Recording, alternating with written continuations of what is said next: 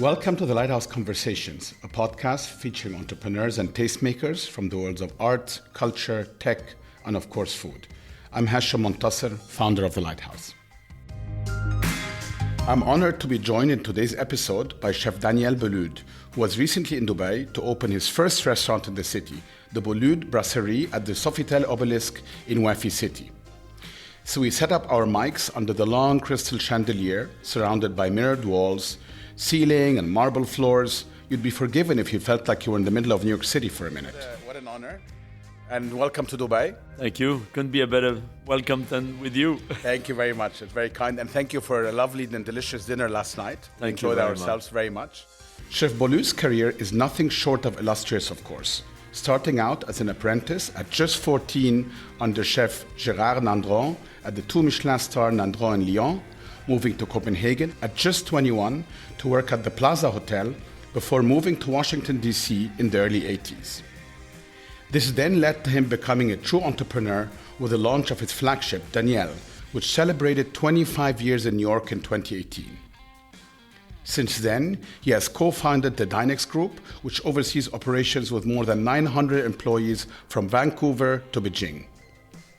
Personally, I remember evenings at Café Boulud in New York and London's Mayfair with great fondness and amazing memories. And isn't that what a good restaurant is all about? As the late Deborah Kletter would say, taste always has a memory. And on top of all these amazing achievements, he's a fascinating personality. And perhaps nothing showcases this better than how he celebrates his birthdays. Daniel might be a few years away from his 70th birthday, but you can almost hear a metaphorical skip in his step as he fondly remembers his milestone birthdays over the last 3 decades, starting of course with his 50th in 2005. They had a party for you. Well, yeah, I had a big party. I had many good parties in my life. I heard. I had many good parties. My research revealed a 50th birthday party. I tell you, my 40th birthday party in New York, my 50th birthday, and my 60th birthday. Now I'm jealous. They were amazing. Oh, wow, okay. My 40s, there was a nightclub owner who every night was eating at Daniel. Wow. And I turned 40s in 95. And he said, Daniel, I know your birthday is coming. I'm giving you my nightclub. And so DJ, everything. Which nightclub was it? Free booze. It was the Palladium. And there was the Michael Todd rooms. Yes, I remember it. The Michael Todd rooms. Oh, my God. So I had 250 friends, you know. I mean, that was okay. Not bad for a 40th. Yeah, that was good. And everything free. The DJ, the booze. Fantastic. Jacques Torres made me a cake who was like 10 feet tall. Wow. And then my 50s, a friend of mine bought at auction, because at the time I was doing a fundraising at Daniel for Citymeals on Wheel every year. And he bought a dinner for 12 with Robert Parker and his wine. For 12 people at Daniel, and 12 course meal, wow. 12 wine from Robert Parker and all that. And he pays $30,000 for that. And my friends say, a very big wine collector, good friends, good customer, he say, you know, Daniel, this is your birthday party. You can invite another 12 friends. Wow. So now we are 24 people, and all the other friends of that friend invited was kind of good customers and friends, including Robert Parker. But then he said, no, we don't want the wine of Robert Parker. I'm going to bring the wine. And the youngest wine was maybe 1970. The oldest wine was 1870 or 90. That must have been some night. 1889. And we drank, 24 people, we drank 85 bottles. There were a lot of magnums and all that. The dinner lasted 6 hours. Oh, my God. And you're still standing. And we had 16 courses made by 16 of my chefs who used to work for me or as work for me. How so special. I invited all my alumni to come and cook for my birthday. And it was the party of the century. Wow. Because every chef made a platter. I say, I don't want you to give me a little degustation thing. Yes, you're gonna make me real food. And then my 60th birthday, my wife Catherine took care of it and transformed Daniel into Casino Royale. And I had a good amount of friends and good amount of fun too. I'm coming to the 70th. Please mark the date. But the best gift was from my partner, Joel Smilo. When I turned 50, he gave me $100,000 and he said, do some good with it. And from that, every year I use first the profit I was making on this money I put in a bank and with the managed money, money manager. I put that money aside and I was using the profit. And then after slowly, I mean, some years was not so good, but I was using also the principal. And every year I was sending one of those young kids, underprivileged, who came from these underprivileged college, high schools, and I was sending him to Lyon at the École Paul Bocuse for 3 months. And, I was doing a little competition with 3 or 4 of them selected because they made a good presentation. And from there, I was giving them a subject like chickens and like maybe a classical application of a chicken and or a fish or something. And then the one who came out with the best dish and the most close to creativity and yet connection with the classic application win the prize. And I continued to do that as long as I could with the money, and then after continue to do that with myself. That's wonderful. So to me, that was a gift who had value because it kept giving, it kept giving, it kept giving for years and years and years. I'm going to pick a point in your career and start there, and then we'll move around. You had already made a name in France for yourself. You had worked with a number of Michelin chefs, restaurants to some extent. What made you decide to leave France, given the prominence of France in the culinary industry? I wasn't planning to go to Denmark or anywhere out of France. I started an apprenticeship in Lyon for 3 years. And then from there, I went 2 years with Georges Blanc. So the apprenticeship was a 2-star in Lyon, Nandron. Then 2 years in Georges Blanc, 2-star in Vonas before he got the 3-star. And I went to Roger Verger, who just got 3-star. I asked Georges Blanc, I said, can you help me get a job there? And right away he called, and 6 months later, I had a job at the newest 3-star in France, the Moulin de Mougins. After my 2 years, you go and sit down with the boss and have a little recap and interview. And I told him, I said, I would like to go back to Lyon, and I would like to go to Alain Chapelle, or I would like to go to Trois Gros, or a 3-star around the region. And he said, oh, Daniel, I have a better idea. I mean, why don't you go to Copenhagen? Because he was a consultant there. He was doing the menus for an hotel who was fantastic. It was a Tradition et Qualité, which is Les Grandes Tables du Monde, some of the best chefs in the world and all that. And also Relais Chateau.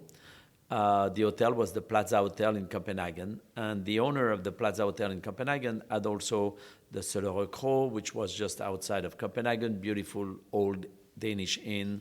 He had the Kongens, no, not the Kongens. He had the Kong Frédéric Hotel, and a group of hotels and restaurants, and also La Maison du Danemark in Paris, right on the Champs-Élysées.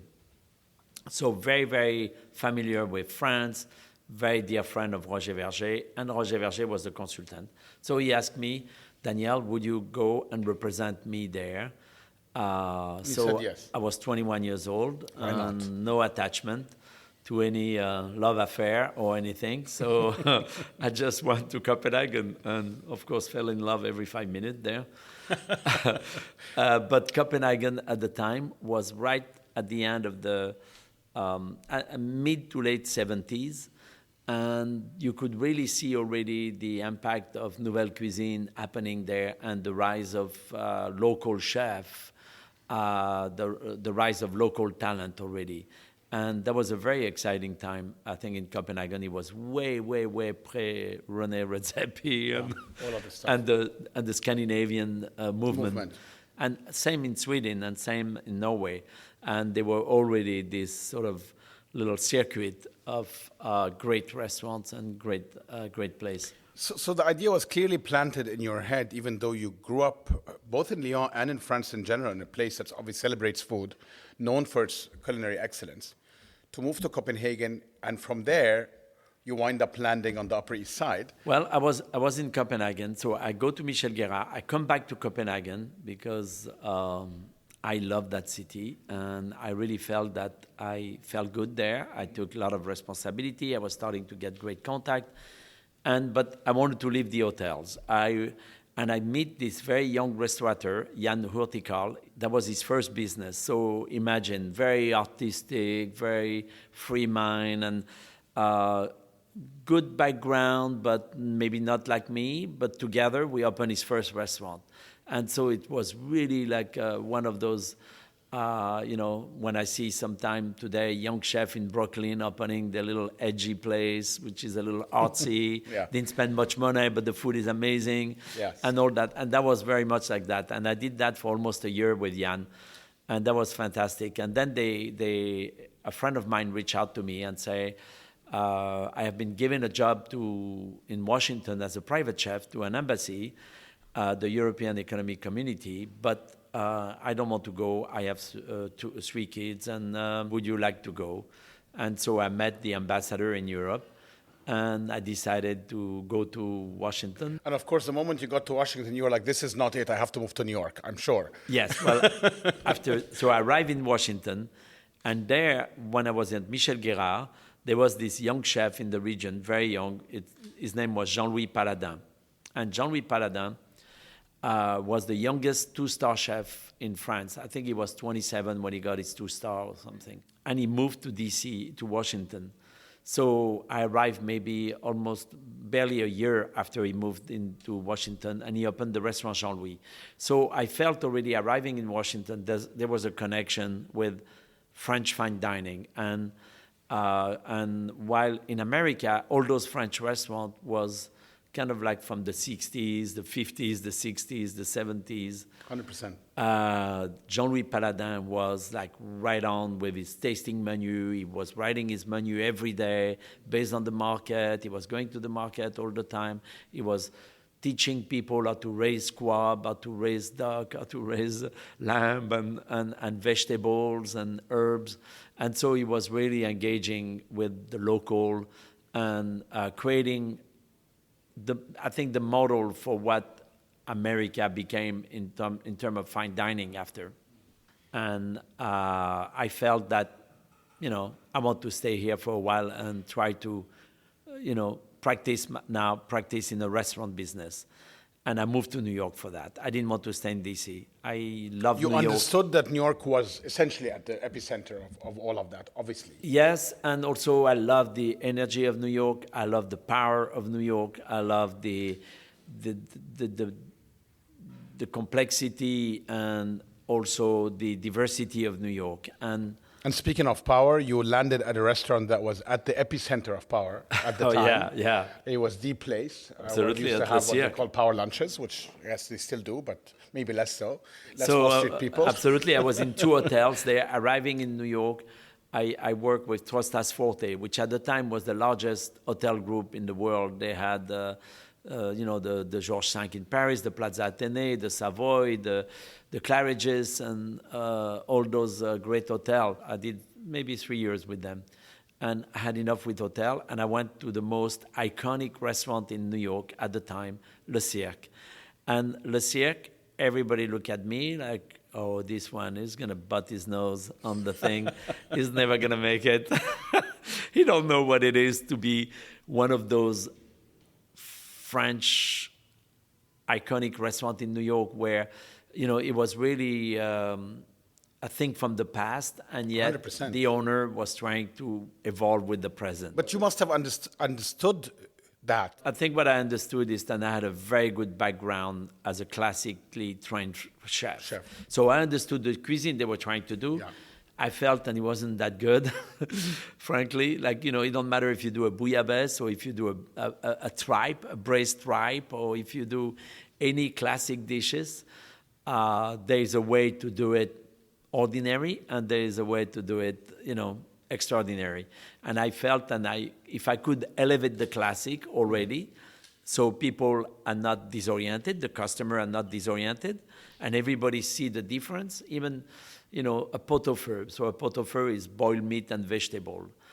When I introduced the pot-au-feu I was making, it was not just a little pot with a bunch of cut meat and vegetables and a good broth.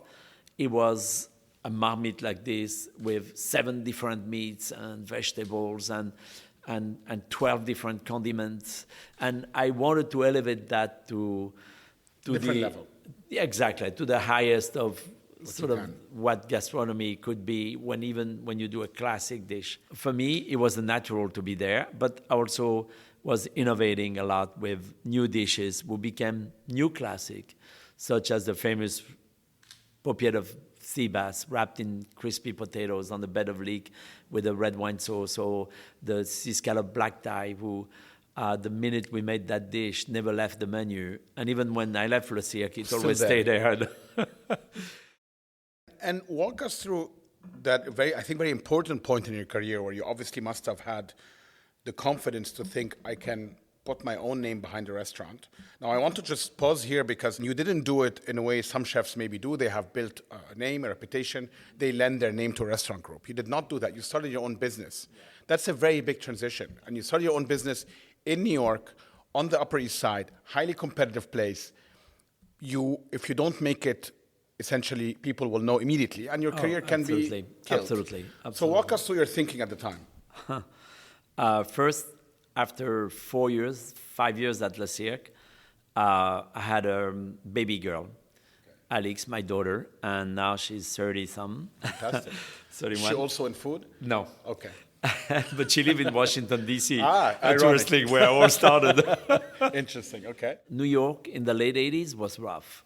Yes. It was really rough. Crime. Yes, absolutely. And I felt like, is there my chance to go back home and open a restaurant in Lyon?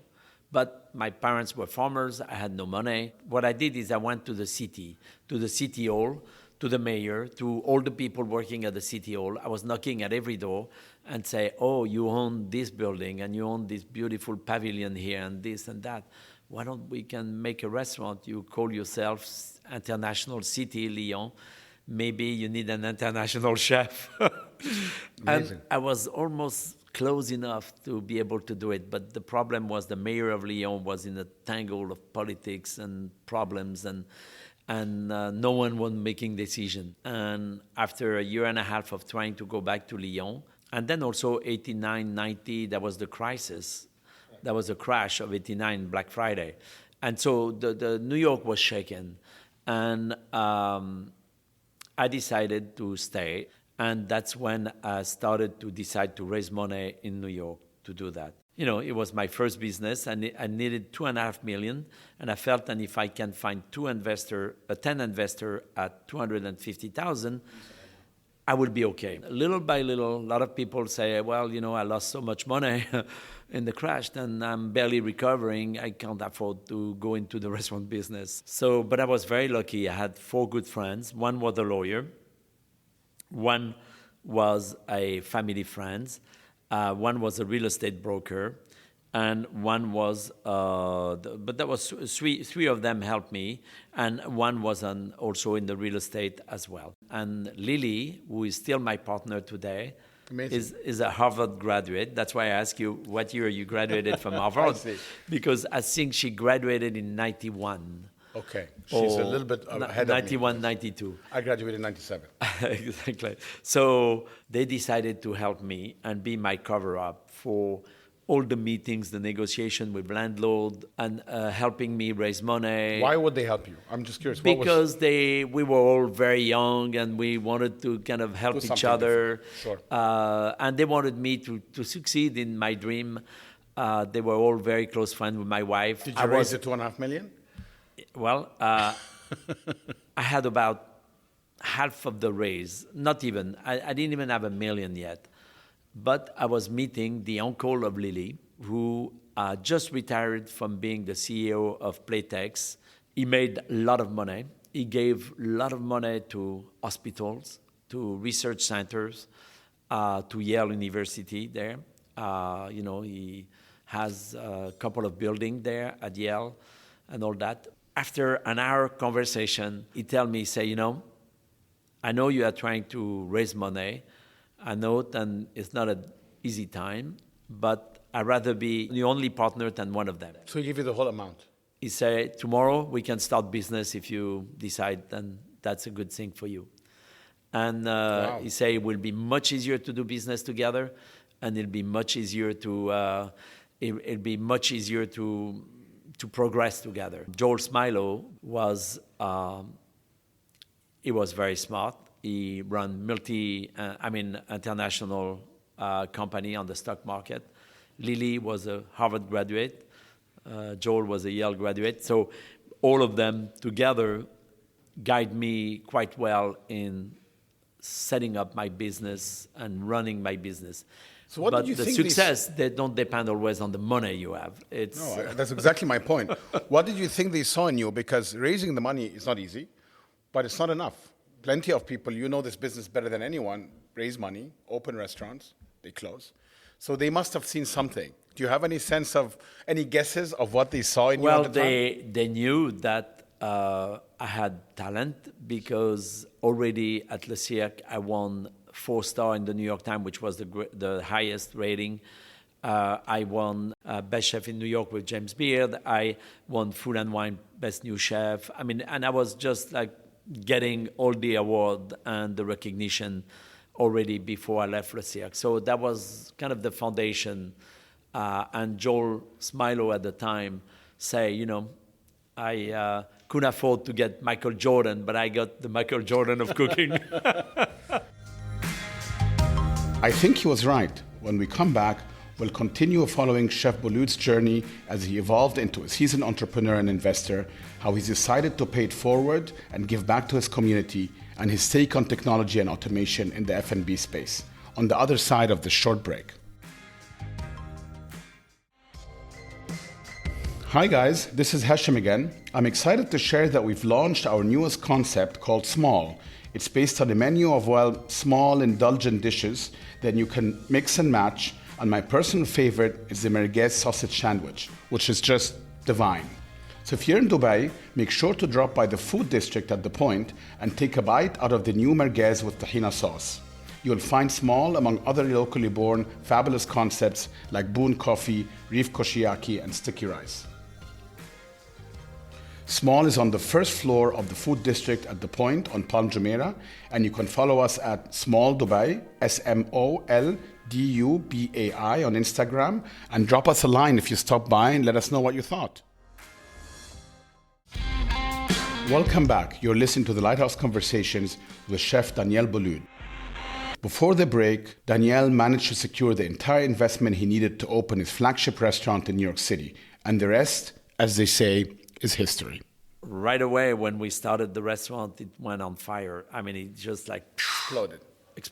And so 3 years later, Le Cirque closed and moved to the Palace Hotel, and they call it Le Cirque 2000.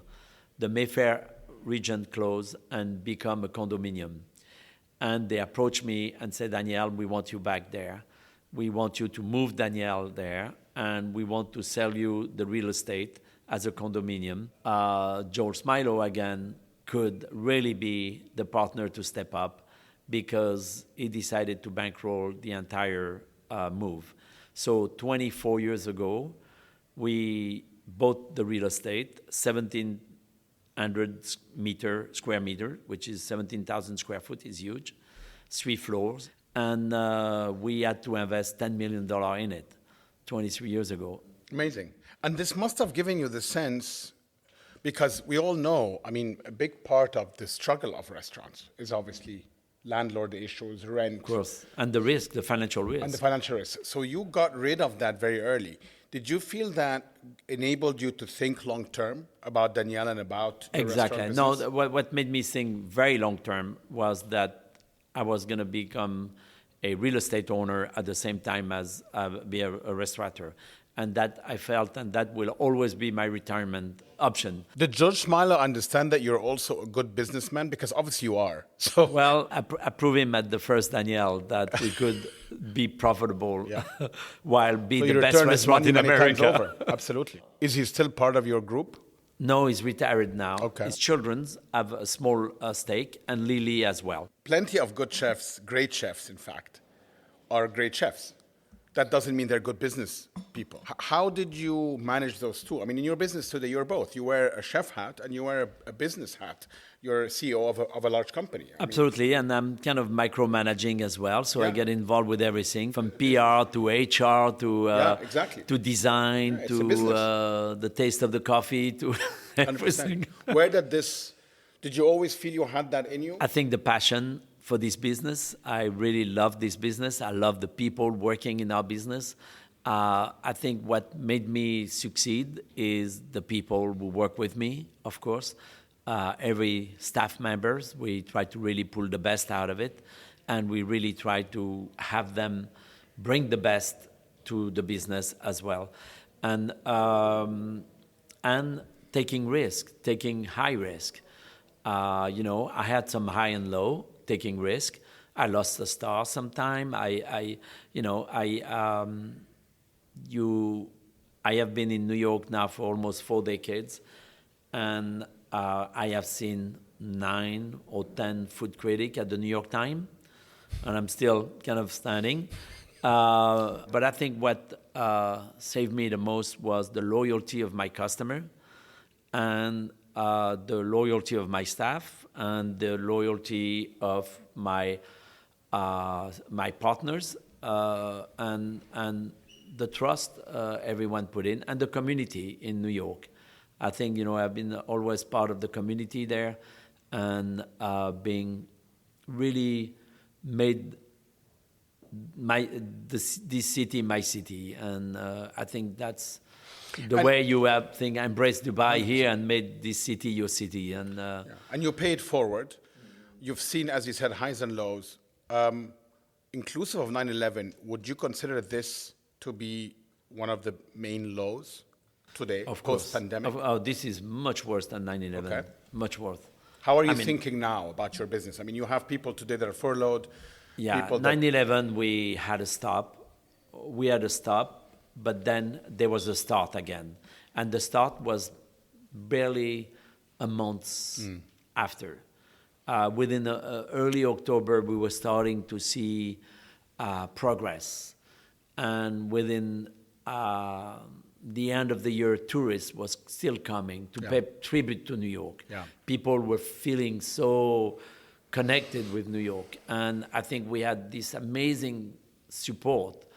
Which, I remember. Absolutely. I mean, it was emotionally, everyone was shattered, but at the same time, very, very hopeful, and this power of togetherness was What about amazing.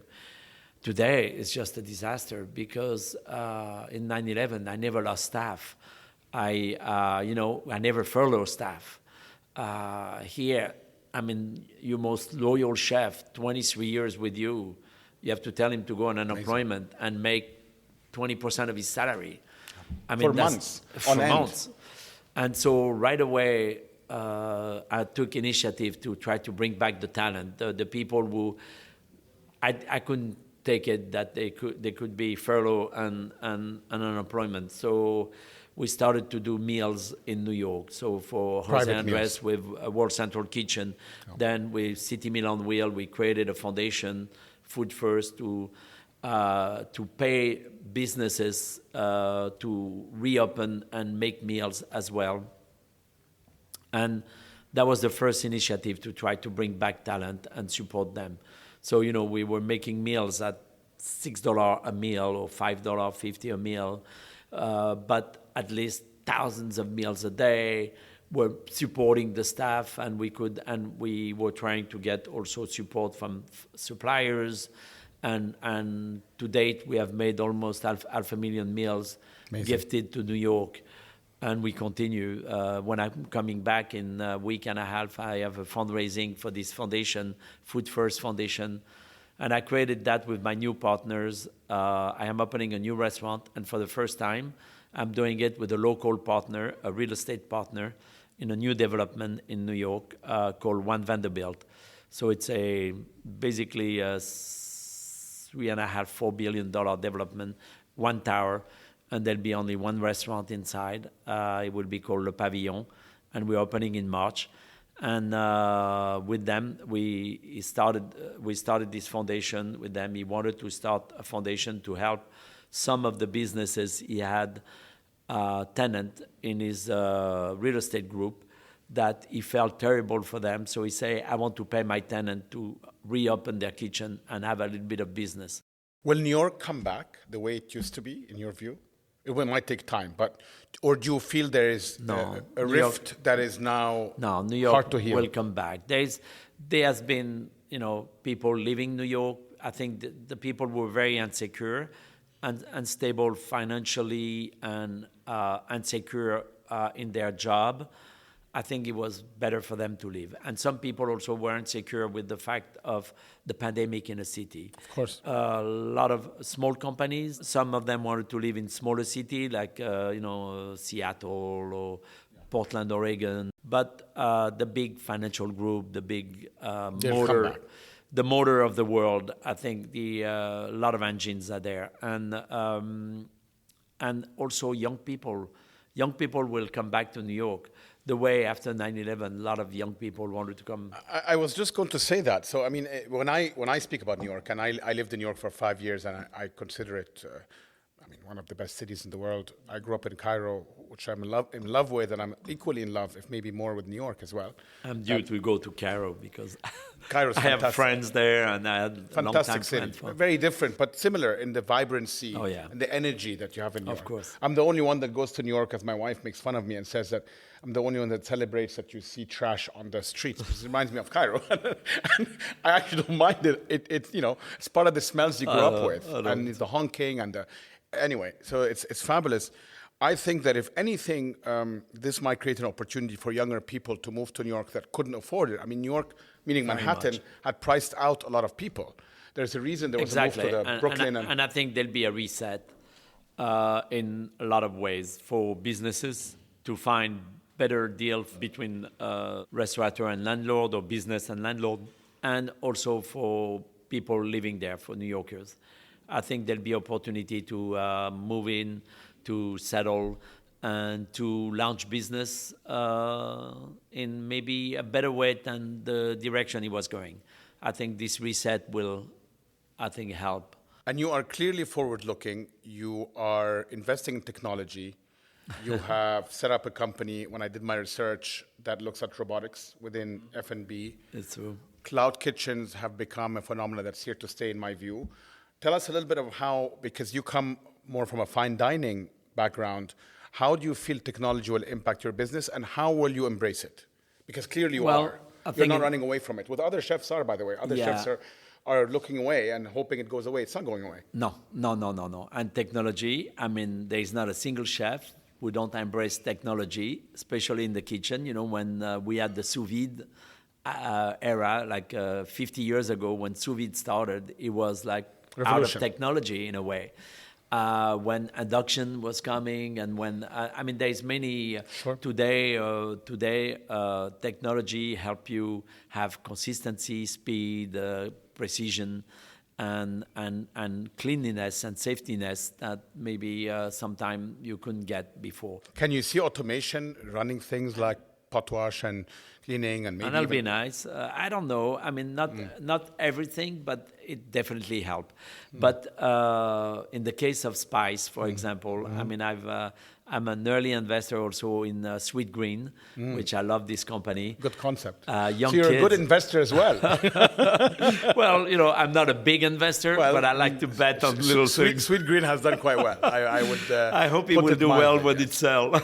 Yes, I'm sure they will. It's a very good concept. Yeah. And they have these little what do you call them, pop-ups Yes. that they do as well in next to offices. And they were Brilliant. friend of my daughter and Nicolas Jamet, one of the founder. They're is the French, son. right? Yeah, Father is absolutely. had They the come French of restaurant. French and Americans, and Right. and Nicolas Jamet grew up in New York. His parents were the restaurateur who had La Caravelle, Correct. They had the French Rita and restaurant. André, Correct. and they grew up as children of restaurateur. They went to Georgetown University as student, and That's where they opened the first Sweet Green. and exactly, because 4 young graduates of Georgetown were Brilliant. sick and tired of eating junk and decided to open Correct. their first salad bar. I think it's French Lebanese, if I'm not mistaken. I think Yeah, maybe they exactly. have- Exactly.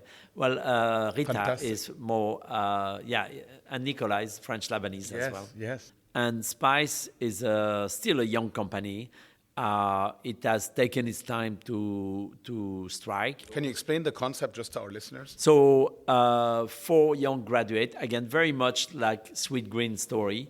4 young graduates of MIT in Boston. Not such a great school in my view. I'm just joking. Amazing. They sent me a letter. One of them actually is Egyptian, Michael Farid. He sent me a letter, and he said, we are going to be graduating in, I have to recall what year, 5 years ago. We're going to be graduating of MIT, and one of our projects, typical of MIT kind of cluster of students working together on project, one of our projects is a robotic kitchen. And we have built a mock-up of our ideas.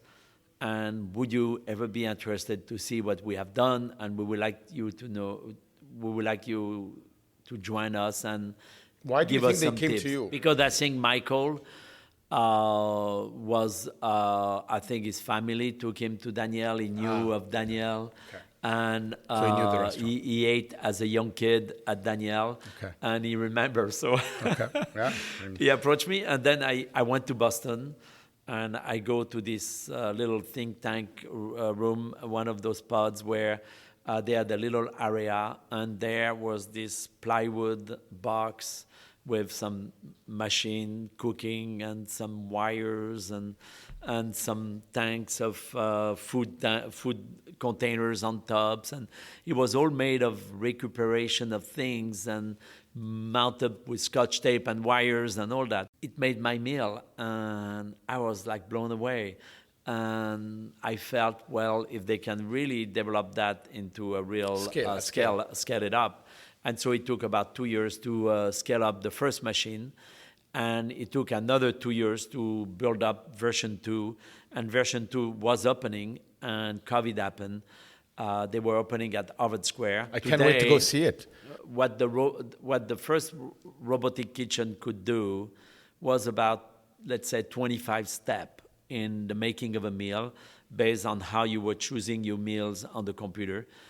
And the bowl was not moving, but there was a track picking up the different element of the meals. And within about not even 2 minutes, a minute and a half, 2 minutes, the meal was ready and falling into a bowl. And the meal is composed of protein, chicken or beef or tofu. The meal was composed of grains also, so rice or fricassee or different grains, and also greens and vegetables, and then different sauce from yogurt to Asians. So there were different style of bowls, and they were warm bowls. And today the new robot will do about 75 steps. And now the bowl is traveling through under every step. When you think about a concept like Sweet Green, essentially it's assembly of food, right? I mean, Yes. could you see that being automated? For fast food, Even healthy food that's... exactly. That's the thing, is that it's healthy. Yeah. It's safe. It's well composed. I mean, Sweet Green is an assembly of various fresh ingredients that you're putting together in a bowl. Completely, and they Doesn't need a human. and they keep adding, yeah, exactly. Well, yeah, in a sense, but today with iPads and 100%. you pre-order and all that, it don't matter who make your meal. It's not like the old days salad bar where, you are in front of someone and he put in the bowl what you like. You pre-order and you go pick it up, or you can all do that online. Yeah. So I feel that there is a tremendous potential and success. And also with the rise of organic and the rise of hydroponic and combination with organic and with food who are healthy and better controlled, I think it has a huge potential for growth. Do you consider yourself now American in your heart? Are you a New Yorker, or are you I'm a French New Yorker first and foremost, yeah. Okay. Because New Yorker, you can be from anywhere. 100%. That's why I asked. And yet, so you remain who you are, and yet you are a New Yorker. 100%. You have written a number of books. One of them is, I believe, sort of a tribute to young chefs, where you give some advice. What is it? Because you've done so many things in your life, luckily, and you've been very successful. What are the things that you feel your legacy should be about, if you had an ability to shape it? Of course, and often it's hard to think that you should have only one legacy. Correct. And it's hard to think that your life was only geared to build a legacy. That's very true. So I think you are unconsciously living your life and doing things who are maybe the foundation of a legacy. But I believe that education was definitely something I invested in, for example, with Thomas Keller and Jérôme Bocuse and 40 chefs in America. We have a foundation called Mentor. Correct. And we started this foundation with Thomas, and it was really to help young chefs. So we have raised millions of dollars to give back to young chefs to be able to take a sabbatical and take 3 months and choose the chef they want to work around the world. Now we are gearing also to really also support. I have done that with CCAP, which is an organization in America for young kids from more high school, from 16 to 18, with a vocational direction, where a little college or high school was giving cooking class or things like that. CCAP has moved to other things, but I really look at high school. How can we help a kid, 16 years old, who has, hard time maybe figuring out what to do and want to choose to become a chef? How can we help them, guide them, and help them succeed the way I succeed? Because without the guidance and the support of my mentor, I would have not been able to be who I am today. Who do you consider your mentor to be? Oh, Michel Guérard, Roger Verger, Paul Bocuse, Nandron. It feels to me you sought out mentors as well.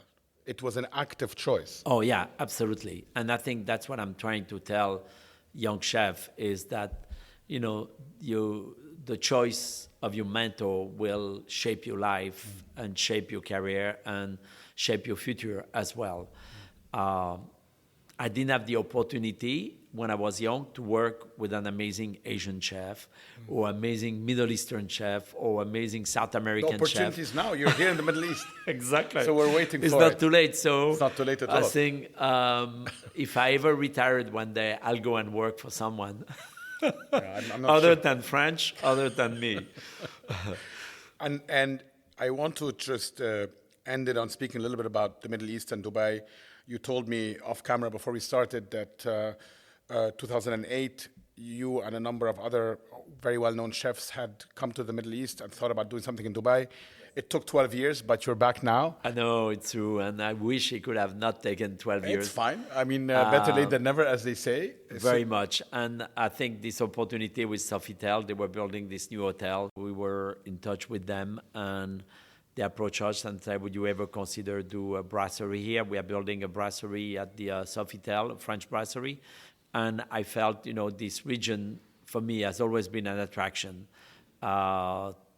13 years ago, I would say 12 years ago, I was coming here already and very, very interested by the demand and by what was happening. I was telling someone that just before I came to America, I was working as a private chef for the summer for a Saudi.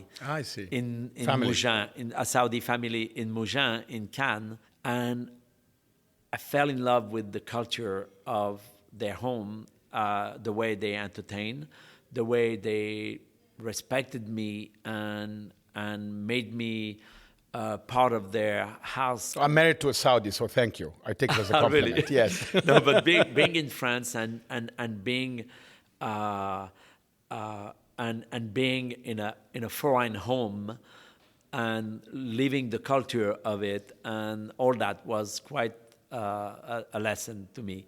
And Saudis, I think, I'm probably biased, but particularly hospitable. I mean, oh yeah, very much. You go there, people very invite you to their homes. Very Yes, sophisticated, very absolutely. hospitable, and very caring. And Out of curiosity, was it a family from Riyadh or Jeddah? If you remember. think Jeddah. Yeah. Yeah. Makes sense. I don't know if I Farah can is say. smiling. She has I don't some know. roots on the West Coast. Maybe if so- you read my resume, you might find out who Okay, it I'll was. find out. After I moved to America and I met my wife, Miki, my first wife. You know, we have a daughter together. She's the mother of Alex. This is your second daughter? Oh, no, you have now a first daughter? I have a daughter, and now I have two young children, Two young a children. boy and a girl, How Julia and wonderful. How Gigi. old are they? 6 and 3. Oh my God! Wow. I have 9 and 5, so we can compare Wow, notes. congratulations. Yes, thank you. Bring them to New York. Thank you. Go to the park Inshallah, together. for sure. For sure. But interestingly enough, when I married a French-Swiss lady, the father was best friend and business partner and at the time financial advisor to Ahmed Maghrabi. Oh, yes. You know Egyptian. Ahmed, I know Egyptian. Ahmed. I know Ahmed well, yeah. And Ahmed was actually on Accor in Egypt Correct. for many, The many Maghrabis, still, yes. Correct. I think they still do. and so I was always due to go to Egypt and see the family. Well, it's not too Government late. there. It's not too late. I And I think know, Ahmed with is the- in Cairo, if I believe I'm not Yeah, mistaken. absolutely. So. But you know, with the shake-up of the government and Correct. that was difficult time. But I think that's Difficult behind time. them now, Yeah. luckily. And they're Very much. But again, he was an amazing supporter, and I had the rehearsal of my wedding. I had married in the south of France, and I had the rehearsal of my wedding at his mother's home how there wonderful. in Cannes. And the chef, they were a couple of home cook, but chef from Egypt who was cooking, and he made our meals, and he made this amazing lamb, a braised. So I spent most of my rehearsal wedding dinner in the kitchen to try to understand the lamb. a braised lamb. A braised lamb. A braised lamb. Ah, how interesting. And Was it with molokhia or was it? Oh, do you it was remember? with Was it all with a green the- broth? no, not Okay. a green broth, but Okay. a lot of spice and oranges and Interesting. and saffrons, and so anyway, the first cookbook I wrote, I called that Leg of Lamb Cleopatra, and maybe you can try the recipe one day. For sure. And that recipe was my homage to Egypt and homage to my thank you. How amazing, unforgettable dinner. And we're in an Egyptian-inspired hotel as well, so it's Exactly. very, it all comes together. So it's following me. Yes. Daniel, thank you for your time, for all the amazing stories, and you should be, I'm sure you are, very proud of yourself. Thank I'm you. sure your children will be eating many great meals as they grow up, and will be, big shoes to fill. And thank you, and welcome to the Middle East. We're happy to have you here. Thank you. Inshallah, and we'll see you in very Egypt happy as that well. you are here to welcome me, and I look forward to see you you. also in New York. Yes, absolutely. And we shall spend more time together. Yes, thank I you. want to know more about the Middle East. And, Yes, thank you. And your next stop is in Egypt, hopefully, and hopefully I'll come with you. Exactly. And if someone has the key to the Middle East, you are the one. Thank you very much. Thank you. You're very kind. Thank you. Thank you.